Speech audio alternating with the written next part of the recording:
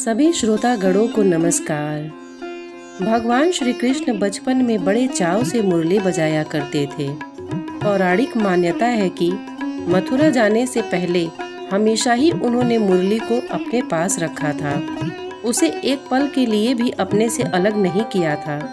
माना जाता है कि जब श्री कृष्ण मुरली बजाते थे तो उसकी धुन सुनकर राधा रानी समेत सभी गोपियां उनकी तरफ खींची चली जाती थीं।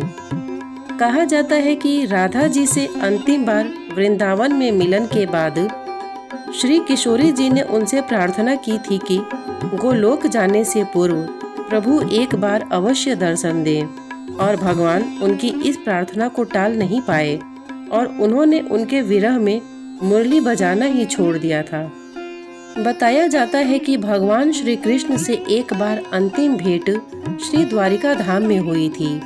कहा जाता है कि श्री कृष्ण के कहने पर राधा जी ने कुछ दिन वहां प्रवास किया और उन्हें मुरली की धुन वहां भी भगवान श्री कृष्ण ने सुनाई थी। माना जाता है कि जिस समय भगवान श्री कृष्ण राधा रानी को मुरली की धुन सुना रहे थे, उसी दौरान श्री राधा रानी ने अपने नश्वर शरीर का त्याग कर दिया और गोलोक को प्रस्थान कर गईं। पौराणिक मान्यता है कि श्री राधा रानी के विरह में ही श्री कृष्ण ने मुरली को तोड़कर वहीं फेंक दिया था और उसके बाद कभी भी मुरली नहीं बजाई।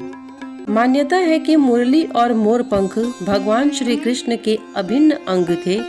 वे सदा उन्हें अपने साथ ही रखते थे और कभी उन्हें अपने से अलग नहीं करते थे।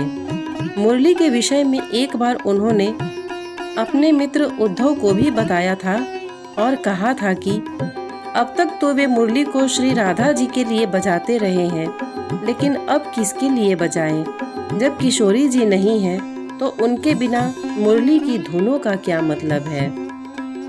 मथुरा जाने से पूर्व वे जितने दिन भी बाबा नंद के घर रहे, उन्होंने मुरली और मोरपंख को कभी अपने से अलग नहीं होने दिया।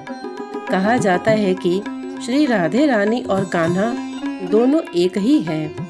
वे केवल बाल लीलाएं करने के लिए दो शरीरों में अलग अलग अवतरित हुए थे और मुरली की आवाज उनके शरीरों के तार को एक साथ जोड़ने का काम करती थी।